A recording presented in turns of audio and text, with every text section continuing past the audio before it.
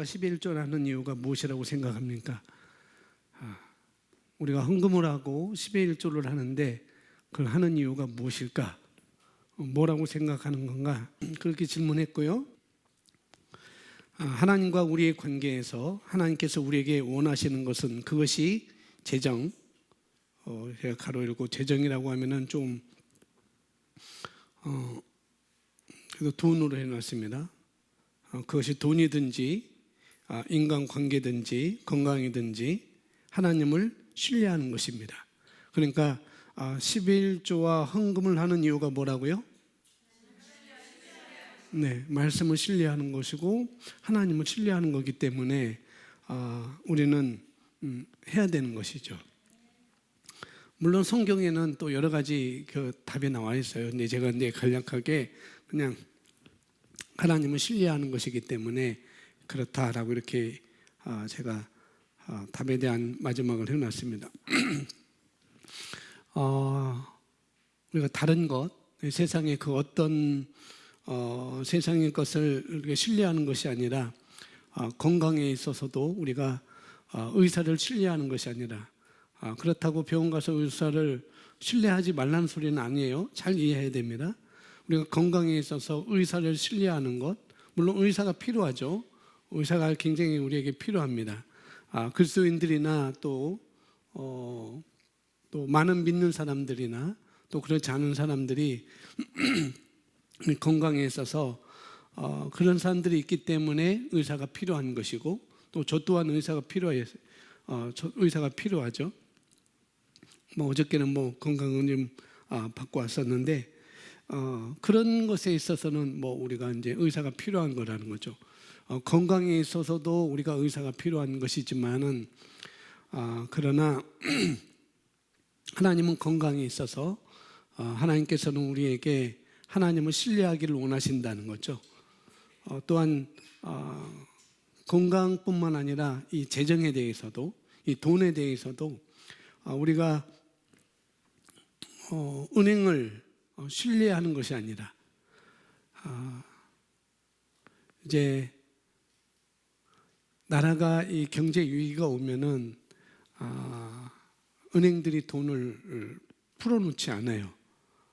그래서 그런 부분에 있어서 돈이 은행에 한 몇천만 원, 몇백만 원이 있으신 분들은 조금 경제 위기가 점점 이렇게 온다고 할 때 좀 현금을 5만 원짜리로 이렇게 찾아놓는 거, 수표보다도 현찰 5만 원짜리로 이렇게 찾아놔서 갖고 있는 것이 내 수중에 갖고 있는 것이 더 훨씬 낫습니다.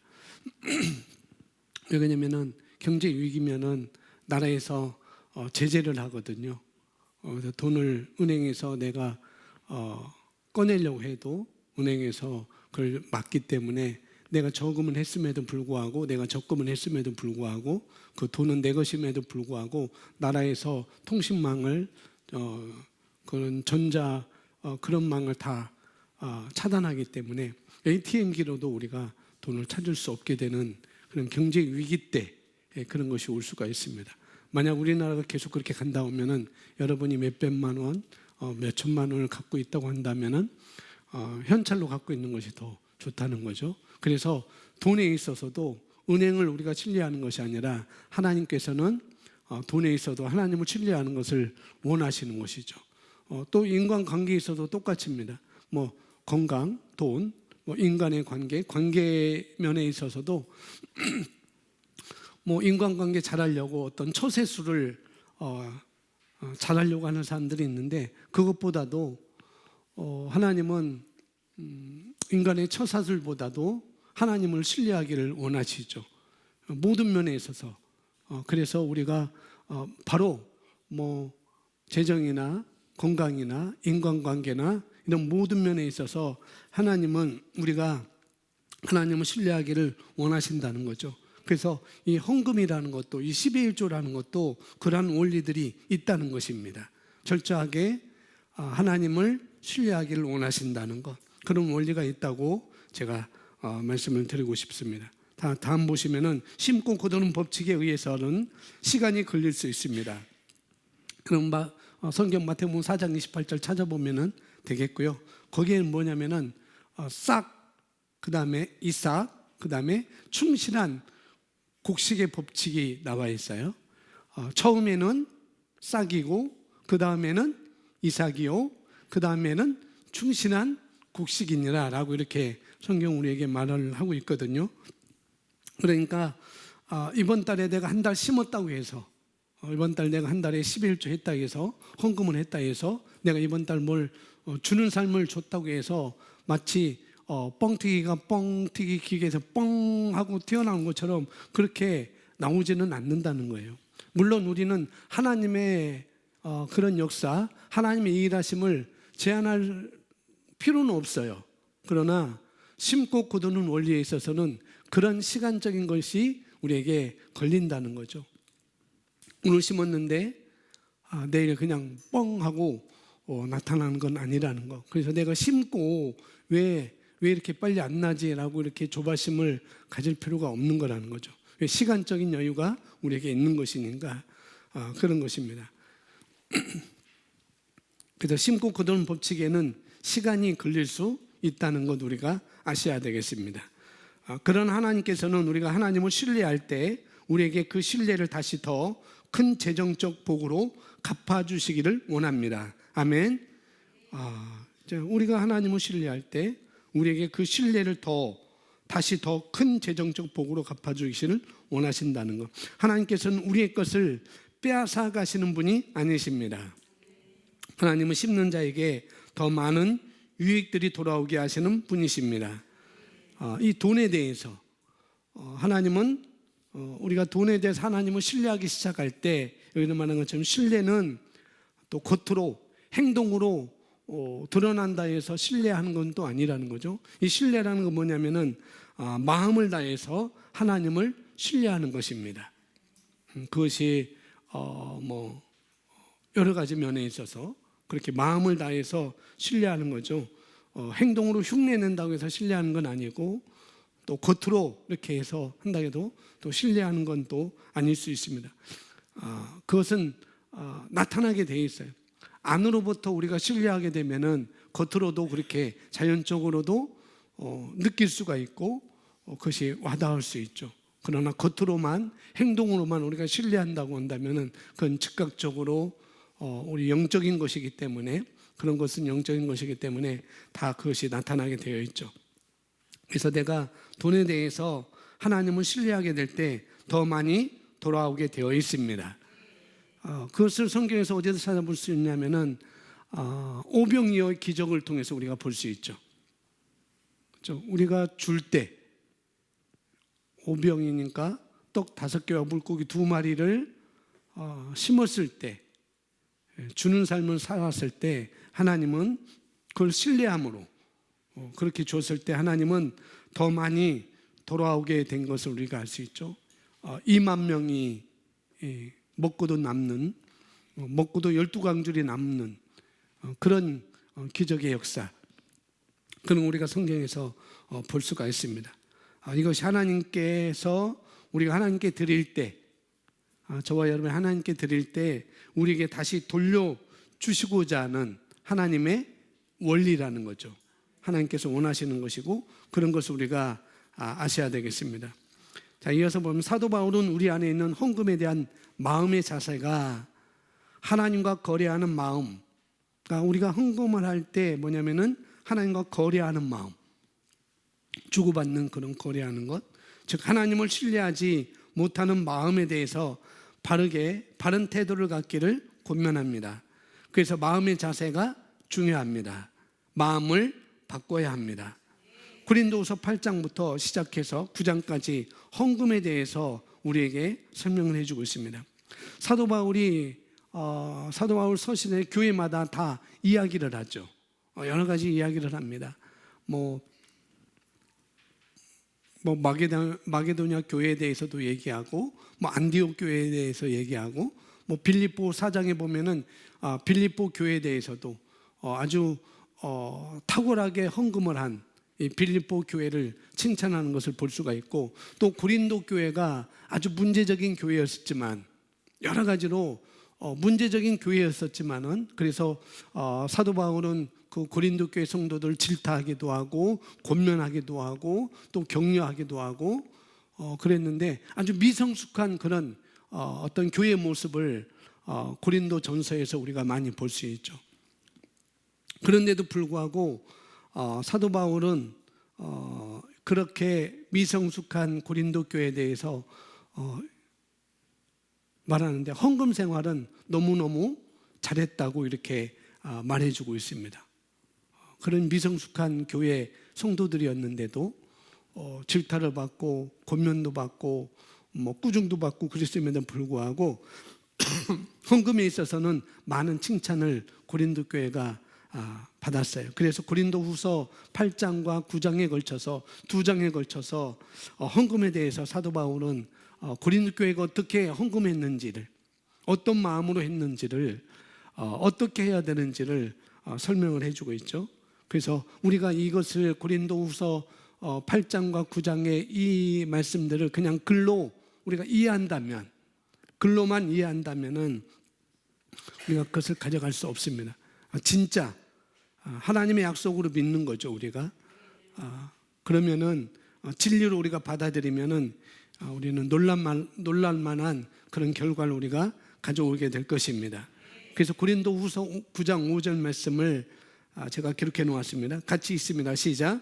그러므로 너희가 전에 약속한 연보를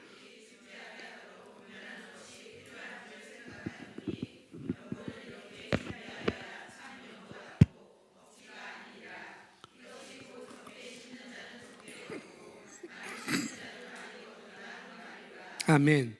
5절에 보니까 연보라는 것은 다른 말로 헌금이라는 말이에요.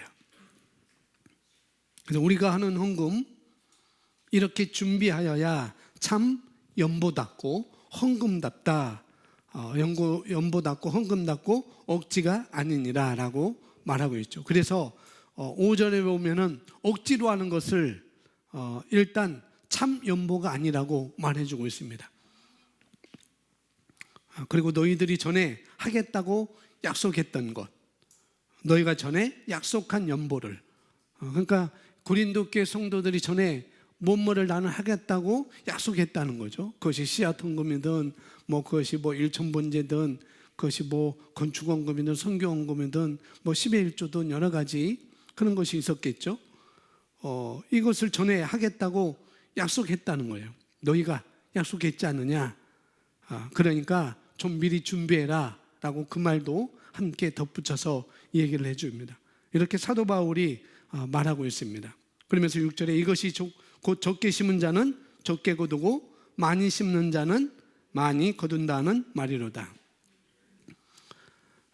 아마도 헌금을 안 해도 된다라고 그러면은 한국교회 성도들의 얼굴 속에서 아마 한벚꽃이 많이 필 것 같아요. 헌금을 안 해도 돼요 라고 이렇게 얘기한다면은 한국교회 성도들 얼굴에 한벚꽃이 필 거라는 거죠. 왜? 그만큼 부담이 되니까, 그만큼 신뢰하지 못하고 그렇게 하니까 그렇게 되는 거죠. 그런데 5절과 6절 사이에는 굉장히 균형적인 말씀들이 들어있습니다. 놀라운 균형이 들어있어요. 준비해서 해라 그렇게 얘기하고 억지로 하거나 그렇게 하지 말아라. 그게 억지로 하면은 참 연보가 아니다 라고 이렇게 얘기를 하면서, 그런데 곧 적게 심은 자는 적게 거두고 뭐예요? 많이 심은 자는 많이 거둔다. 그러니까 균형을 잘 우리에게 말씀을 해주고 있죠. 그래서 적게 심은 자는 적게 거두고 많이 심는 자는 많이 거둔다. 이것은 영적인 진리이기도 하고 또 그렇지도 않아요. 왜 그러냐면은 이건 자연적인 원리에서도 똑같이 적용되거든요. 한 대박을 팥을 한 대박 씹으면은 그만큼 거기에 대한 것을 거두는 것이고, 한 대박 심은 사람과 한 말 심은 사람과 다르겠죠. 그렇죠? 그걸 말해주고 있는 것입니다. 그래서 이 자연적인 진리라는 거죠. 적게 심으면 적게 거두고 많이 심으면 많이 거두는 것은 영적인 진리임에도 또 하나는 자연적인 이치에 있는 거라는 거죠. 그건 상식인 것입니다. 그래서 씨를 조금 뿌리면 조금 거두고 많이 뿌리면 많이 거둔다는 것은 너무나 당연한 것이죠. 그죠? 그런데 이것에 대해서 하나님께서 또 그러면 이럴 수 있을 것입니다. 뭐냐면은 하나님을 사랑하지 않고 예수님을 믿지도 않고 하나님을 사랑하지도 않고 그런데 하나님의 법칙, 이 자연적인 진리, 이 영적인 진리를 알고 그것을 이용하고 사용하는 사람들이 이 세상에도 있다는 거예요. 하나님을 사랑하지도 않고 예수님을 믿지도 않는 사람들 가운데도 이 영적인 진리, 이 자연적인 진리를 믿고 이용하는 사람들이 많이 있다는 거죠. 그래서 많이 심으면 많이 거두고 그래서 자기가 거둬서 세상 사람들은 그렇죠. 어떤 거냐면은 자기가 거둬서 자기가 먹기 위한 목적으로 헌금을 하는 사람들도 있습니다. 그렇게 구제하는 사람들도 있고 그렇게 주는 사람도 있다는 거죠. 자기가 심어서 자기가 거둬서 자기가 먹으려고 그렇게 주는 삶을 사는 사람들도 있다는 거예요. 미국뿐만 아니라 우리 한국에도 예수님 믿지 않고 성경대로 사업을 하는 사람들이 굉장히 많이 있습니다. 이게 역사하기 때문에, 이 원리가 역사하기 때문에 적게 심으면 적게 거두고 많이 심으면 많이 거둔다는 것을 알기 때문에, 그래서 지금 뭐라고 얘기하고 있느냐면은 7절에 보니까 각각 그 마음에 정한 대로 할 것이요 인색함으로나 억지로 하지 말지니, 또 나왔네요. 하나님은 즐겨내는 자를 사랑하시느니라. 준비해서 되는 자, 참 연보답게 즐겨내는 자는 사랑하시느니라. 그래서 인색함이나 억지로 하지 말라고 했으니까 하지 말라는 것을 하면 안 되는 거죠. 인색함이나 억지로 하지 말아라 라고 사도 바울이 말하고 있어요. 그래서 그렇게 하지 말라고 했으면 우리가 하면은 안 되는 거예요. 그렇죠? 그건 맞는 것입니다. 하지 말라는 것은 우리가 하지 말아야 되죠. 그래서 인색함으로 억지로는 하지 말고 어떻게 해요? 도리어 마음에 정한 대로 하라는 거죠. 마음에 정한 대로 할 것이요. 많이 거두고 싶으면 많이 심고 내 마음에 정한 대로, 적게 거두고 싶으면 적게 심고, 이게 헌금의 법칙입니다. 이게 자연적인 법칙이고 또 우리가 하는 헌금의 법칙이라는 거죠. 그래서 이 헌금에 대한 이렇게 많은 얘기를 할 때 지금 요즘에는 많이 번영신학, 신학이 아닌데 번영신학 이렇게 얘기를 해서 얘기하는 분들이 많이 있어요. 근데 그분들이 정말 심어보고 그런 말을 하는지, 정말 말씀에서 마음에 정한 대로 억지로 하지 않고 즐겨 그게 심어보고 그런 말을 하는지 한번 묻고 싶은 마음도 있습니다. 자꾸 번영신학을 얘기한다 이렇게 얘기하는 분들한테 내 재정이 정말 안 좋고 내 재정이 정말 안 돌아가고 그런데 그 사람이 심고 있는지 한번 그 사람들도 살펴봐야 되겠죠.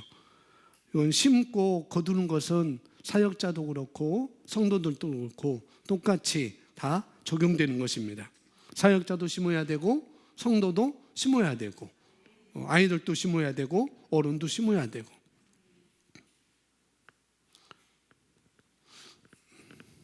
주일날인가요? 화요일날인가? 제가 책상에 있는데 어떤 학생이 뭘 들고 왔어요. 빼빼로데이인가 뭔가 해가지고 빼빼로 들고 있는데 거기다 스티커 붙였어요. 목사님 하트, 사모님 하트. 심으려고 온 거죠. 그 누구도 헐 마음은 많이 있었겠죠. 아이들인데, 학생들인데 헐 마음은 있었겠죠. 근데 한 학생이 2개를 갖고 온 거예요. 줘야 되는데 제가 2개 다 갖고 있습니다. 오늘 갖고 나오려다가 안 갖고 나왔어요. 갖고 나와야 되는데. 빼빼로 데이라고 목사님께 주려고 사왔던 거예요. 뭐 빼빼로 데이뿐만 아니라 가인은 수시로 사와요. 뭐 윌도 사오고, 애가 무슨 윌을 그렇게 사오는지 윌도 사오고 뭐 뭐도 사오고 꼭 2개씩 사와서 뭐 천하장사도 사오고 그래갖고 사무실로 갖고 와요. 목사님 드시라고. 그래서 제가 1인치가 늘었습니다. 그래서 이게 안 맞아요. 지금 풀어놓고 있습니다. 이게 후크를 못 잠갔어요. 그래도 주면 저는 먹을 거예요. 그래도. 그러니까 주는 삶, 심는 것은 뭐냐면은 누구나 다 해야 된다는 거죠. 그렇죠? 예, 심어야 됩니다. 그래서 고린도후서 9장 6절부터 7절은 엄청난 우리에게 균형을 이루고 있는 말씀입니다. 자, 성경은 사랑 없이 하는 헌금에 대해서 말합니다. 고린도전서 13장 3절 말씀 고백합니다. 내가 내게 있는 모든 것으로 구제하고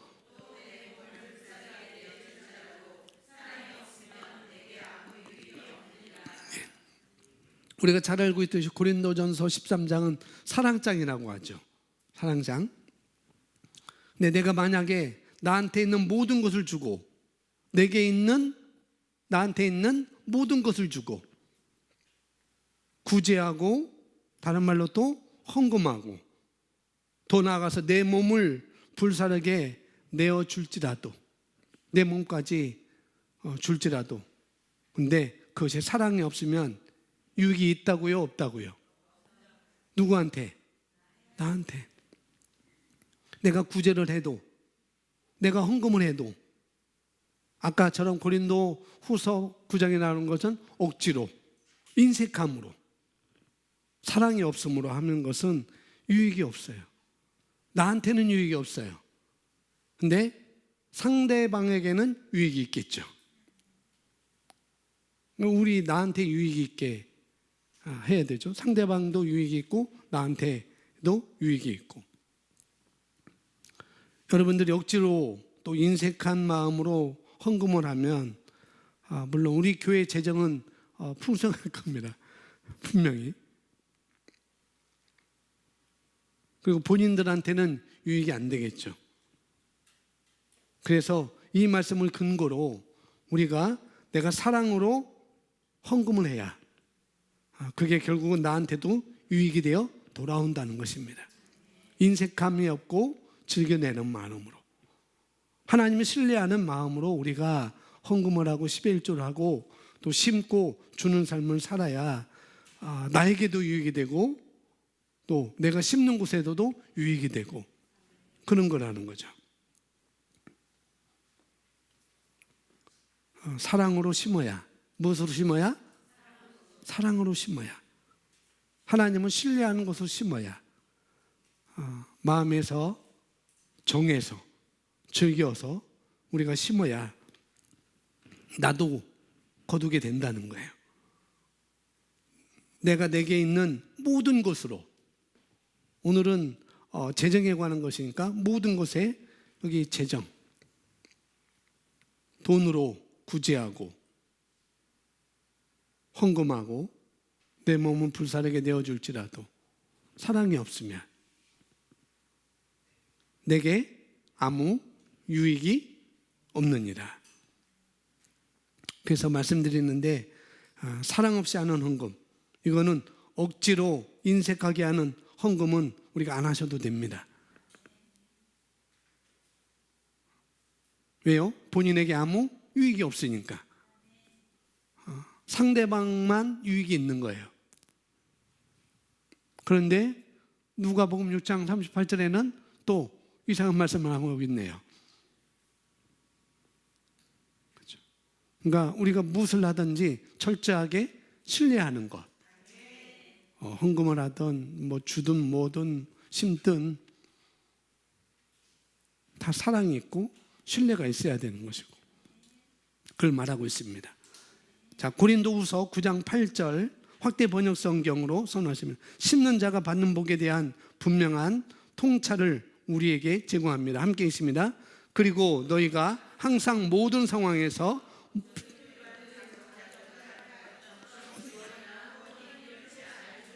소유하고 모든 선한 일과 구제하기 위해 풍성히 공급받을 수 있도록 하나님께서는 능히 모든 은혜, 모든 호의와 땅의 축복을 너희에게 넘치도록 오게 하실 수 있다. 아멘. 개정 성경에 이렇게 되어 있습니다.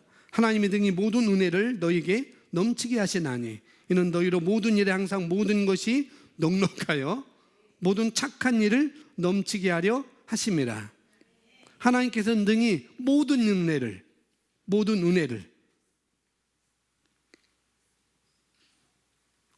성경에 보면 구약에서부터 말씀하고 있는데, 성경은 뭘 약속하고 있냐면은 재물이 이방인의 재물이 의인들에게 돌아올 것이다 라고 구약에서부터 말씀하고 있습니다. 그 대표적으로 솔로몬 왕국 때 그 강대국의 부한 스바 여왕이 많은 재물을 가지고 의인인 솔로몬, 그 당시 솔로몬에게 하나님의 백성, 하나님의 세운 왕에게 많은 재물을 갖고 오잖아요. 또 신약에서도 그와 똑같은 말씀들을 우리에게 해주고 있습니다.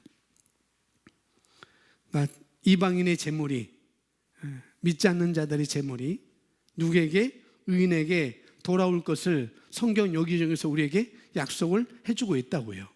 근데 그것이 누구에게 돌아오는가? 의인에게 들어오는데 우리는 다 의인이잖아요. 그죠? 근데 의인인데 어떻게? 사랑과 신뢰하는 마음으로 심고 주는 자에게 그 재물은 돌아오게 돼 있어요. 나는 그냥 나만 먹고 나만 거두려고 심는 자에게 주는 것이 아니라, 성경은 의인이지만, 여기 고린도후서 9장 8절 이 말씀을 이해하는 사람이 바로 하나님의 재정의 그런 이론이, 재정 군대의 이론이 될 것입니다. 자, 하나님은 능히 모든 은혜를 너희에게 넘치게 하시나니. 지금 고린도후서 9장은 쭉 재정 이야기를 하고 있는 거죠. 그죠? 헌금에 대한 이야기를 하고 있어요. 그래서 모든 은혜라고 했으니까 이것은 재정에 대한 은혜를 말하는 거로 봐도 무방하죠. 왜? 9장에서는 다 재정에 대한 걸 얘기하고 있으니까, 돈에 대한 걸 얘기하니까 모든 은혜라고 할 때 이것은 재정에 대한 은혜로 우리가 볼 수가 있다는 거예요. 재정에 대한 은혜 없이 재정 생활 하시면 내 노력한 만큼, 내 실력만큼 벌 수는 있겠죠. 이 재정의 은혜가 없이 우리가 산다면은 내가 노력한 것만큼, 내가 버는 것만큼 내가 갖는 것입니다. 그런데 이 재정의 은혜가 나에게 임하면, 어떻게 하면 나에게 임하면 내 노력 이상으로 거두게 된다고요. 그건 성경에서 우리에게 말씀을 해주고 있습니다. 왜냐하면 모든 은혜를 너에게 넘치게 하는 이유, 그 분명히 나와 있어요. 너희로. 첫 번째, 어떤 일에? 예. 너무 놀라운 말씀이에요. 첫 번째는 어떤 일입니까? 모든 일에. 두 번째는 언제? 가끔요? 예. 오늘도 내가 헌금하고 싶은데, 내일 또 내가 헌금하고 싶은데, 내 재정이 안 되는구나. 교회들이 헌금이 가장 적을 때가 언제냐면은 8월 달이라고 합니다. 왜 그럴까요? 예, 바캉스 시절이라 헌금할 걸 다 바캉스로 갖고 간대요. 그래서 모든 한국교회 교인들이 8월 달은 재정이 한 4분의 1은 더 돌 두른다고 그런 얘기들 하고 하는 것을 들었습니다. 그런데 항상 모든 것이 어떻게 해서 넉넉하여. 그럼 넉넉하기를 원하면은 성경적일까요? 아닐까요? 넉넉하기 원하는 것이, 말씀하고 있으니까 성경적인 것입니다. 모든 것이 넉넉한 것이. 자, 세 번째, 착한 일을 어떻게 해요? 모든 착한 일을 어떻게 합니까? 넘치게 하려 하심이라. 어떤 일에? 모든 일에. 언제? 가끔이 아니고 항상. 그리고 착한 일을 어떻게 넘치게 하려 하십니다. 이 약속이 진짜라면, 물론 진짜죠. 그렇죠? 이 약속이 진짜고 저와 여러분의 이 약속이 그대로 임한다고 한다면 너무 놀랍잖아요. 모든 일에 항상 착한 일을 하는데 넘치게 해준다는 것. 지금 이게 8절인데 6절, 7절대로 하면 이렇게 된다는 거죠. 6절, 7절대로 하면 너희는 이렇게 된다. 그 말을 하고 있는 거죠. 이런 약속이 성경적으로 이렇게 되어 있습니다.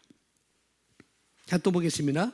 우리가 하나님의 축복의 통로로 주기 위해 살 때 더욱 부하게 된다고 말씀합니다. 주는 삶, 심는 삶이 더 복되고 풍성하다고 말합니다. 잠언서 11장 24절에 나와 있습니다. 흩어 구제하라도 더 부하게 된다라고 이렇게 말씀을 하고 있습니다. 그러니 우리가 무슨 삶을, 어떤 삶을 선택해야 되느냐는 거죠. 내가 어떤 삶을 흩어 구제하여도 더욱 부하게 되나니라고 잠언서 11장 24절에 말씀하고 있어요. 우리가 흩어서 심어도 주어도 우리에게는 더 부하게 된다고. 그러니 내가 어떤 삶을 선택해야 되겠는가? 우리는 모으는 삶이기보다는, 그렇죠? 모으는 삶이기보다는, 물론 뭐 그럴 수도 있죠. 모으기 위해서 우리 사는 것도 있겠지만, 그러나 내 우선순위를 위해서 우리는 살아가고 있어요. 내 우선순위를 위해서. 그래서 내 우선순위적인 삶을 우리가 선택하죠. 여기서 말하는 것처럼. 그런데 주는 삶이, 심는 삶이 더 복되고 풍성하다고 성경에서 우리에게 말씀하고 있습니다. 자, 하나님의 시각은 많이 가진 자가 부자가 아니라 많이 주는 자가 부자입니다. 그런 사람에게 하나님께서는 재정을 보내주십니다. 고린도후서 9장 9절 말씀을 함께 있습니다. 기록된 바 그가 흩어 가난한 자들에게 주었으니 그의 의가 영원토록 있느니라 함과 같으니라.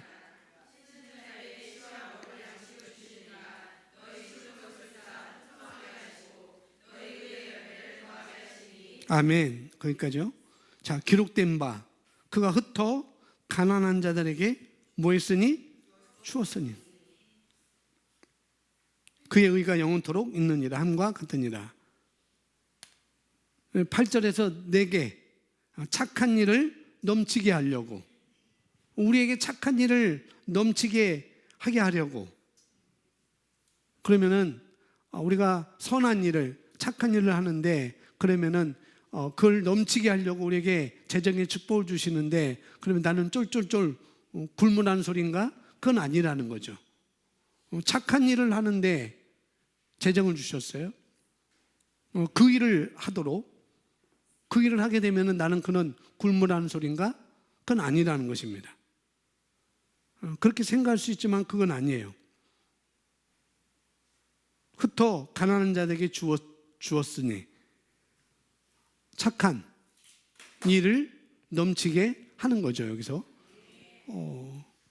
이어서 말씀을 계속 보면은 모든 착한 일을 넘치게 하려 하심이라 라고 말씀하셨으니까, 그리고 시편에 나와 있는 말씀을 인용했습니다. 기록된 바 그가 흩어 가난한 자들에게 주었으니,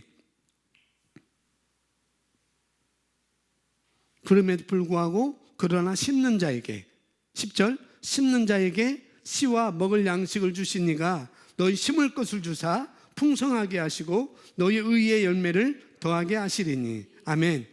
심는 자에게 무엇을 주십니까? 네. 내가 심을 씨도 주시고, 내가 헌금하고 나눠줄 씨도 주시고, 그 다음에 내가 먹을 것도 주신다는 거예요. 그래서 여러분, 심는 자라면, 우리가 심는 자라면, 우리가 주는 자라면, 안 심는 자에게는 이런 일이 일어날 수가 없는 거죠. 그래서 인색하노라 억지로 하지 마. 이런 일이 너에게 일어나니까, 이런 일이 너에게 보장되어 있으니까, 약속이 되어 있으니까 사도 바울은 먼저 어떻게 하면 인색함이나 억지로나 그런 말로 하지 마. 사랑이 없으면 안 해도 돼. 그렇게 말하는 거죠. 그러면은 안 심는 자가 되는 거죠. 그렇게 하면. 그런데 내가 만약 심는 자라면 하나님께서 어떻게 하신다는 거예요? 씨와 내가 먹을 양식도 주신다는 거예요. 그래서 이 사람은 어떻게 되냐면은 너희가 심을 것을 주사 풍성하게 하시고, 심을 것을 주사 어떻게 해요? 풍성하게 하시고 너희의 의의 열매를 더하게 하시리니.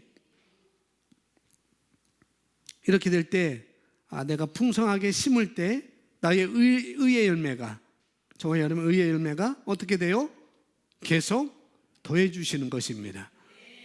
그래서 제가 이 의의 열매가 도대체 뭔가라고 말씀에 실제 찾아봤는데, 여기서 의의 열매는 뭐냐면 뭐라고 하냐면 씨를 심는 것은 의의 삶을 사는 것이다 라고 말하고 있어요. 씨를 심는 것은 뭐라고요? 의의 삶을 사는 거라고요.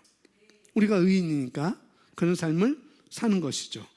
그래서 의의 열매, 내가 죄인이 아니라 의인이 된 것에 열매가 여기에 있다는 거죠. 자, 그런데 11절에 너희가 모든 일에 녹록하여 너그럽게 연보를 하면 그들이 우리로 말미암아 하나님께 뭐하게? 감사하게 하는 것이다. 우리가 심고 거두는 일로 인하여서, 우리가 주는 삶으로 인하여서 그들이 하나님께 감사하게 한다는 거죠. 너희가 모든 일에 녹록하여 어떻게? 너그럽게 연보, 헌금을 하는 것은, 자, 너그럽게 연보하는 사람은 꼭 넉넉한 사람만이 아니라는 거예요. 우리는 그렇게 말씀의 문맥은 그렇게 나와 있지만은 넉넉한 사람, 그러니까 말씀 그대로 하면은 너그럽게 헌금하는 사람은 넉넉한 사람이니까 쪼들리는 사람이에요. 넉넉한 사람이죠. 말씀 그대로 보면, 그죠? 첫째, 그래서 먼저 어떻게 돼요? 우리가 넉넉해져야 됩니다. 우리가 넉넉해져야 너그럽게 헌금할 수 있어요. 그래서 일을 안 하면 안 되는 거예요. 일을 해야 되는 거예요. 뭐 하기 위해서? 넉넉하게 너그럽게 주기 위해서, 심기 위해서 우리가 일을 해야 되는 것입니다. 하나님께서 여기 약속하신, 예수님께서 우리에게 회복하신 이 재정의 축복을 우리가 추구하면 여러 가지 얘기들이 있지만은 번영 씨는 아까도 얘기했지만 그건 성경적이지 않습니다. 우리가 만약 그렇게, 이것은 성경에서 약속한 거예요. 우리가 넉넉하게 되는 것, 그건 성경에서 약속한 것입니다. 그런데 그런 거라는 거죠. 그래서 번영이라는 말은 형통이라는 말과 바꿔서 이렇게 쓸 수가 있습니다. 성경에서도 그렇게 말하고 있고, 그래서 번영이라는 것, 형통이라는 것은 하나님께서 약속한 거예요. 그 약속한 것에 대해서 우리가 뭐다 그렇게 말할 필요가 없는 거죠. 그래서 여기서 보니까 일단 하나님께서 우리를 넉넉하게 하시고 우리로 하여금 너그럽게 헌금을 하게 하십니다. 그래서 우리로 말미암아 하나님께 감사를 하게 한다는 거예요. 자, 고린도후서 9장 8절 앞에 있는 거 다시 보겠습니다. 8절 시작. 하나님이 확대 번역성으로 쓴 거 8절 시작.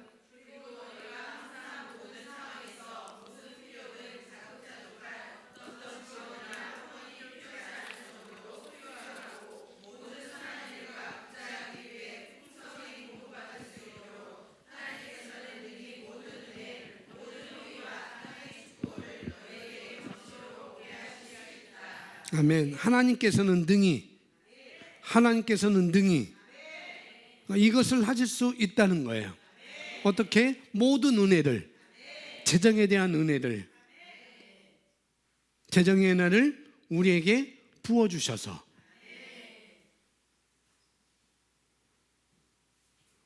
내가 노력한 만큼 벌고 덜 노력하면 덜 벌고 이런 멘탈리티가 아니라, 이런 것이 아니라, 이런 것이 우리에게 있다고 한다면 그러면은 여러 가지 은혜를 모든 은혜를 우리가 모르는 거죠.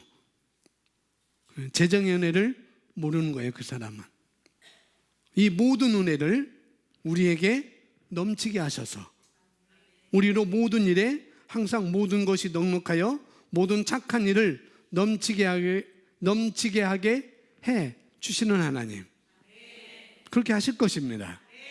약속하셨으니까. 아멘. 따라하면 나는 심는 자고 씨를 먹는 자가 아닙니다. 아멘. 다시 한번, 나는 주는 자고 뺏는 자가 아닙니다. 아멘. 아멘. 감사합니다. 우리 기도하겠습니다. 오늘 말씀, 우리가 하는 모든 것들은, 심고 거두는 것은 하나님을 신뢰함으로, 그래서 우리가 사랑으로 해야 되는 것이고, 사랑이 없으면은 유익이 없다고 그랬습니다. 모든 것을 내어줄지라도 유익이 없다고 그랬어요, 내게. 그러니 오늘 말씀에 대해서 인색함이로나 억지로 하는 것이 아니라 우리가 사랑하는 마음으로, 신뢰하는 마음으로 심고 주는 삶을 살아서 모든 8절에 나오는 것처럼 모든 은혜를 우리에게 넘치게 하시니, 재정의 축복을, 재정의 은혜를 우리에게 넘치게 하시나니, 그래서 우리가 모든 일에 항상 모든 것이 넉넉하여 어떻게 해요? 모든 착한 일을 넘치게 하려는 하나님의 약속이 있다는 것, 우리가 이것을 믿고 함께 이 시간 잠시 기도하겠습니다. 우리 기도하겠습니다. 할렐루야. 아버지 하나님 감사합니다.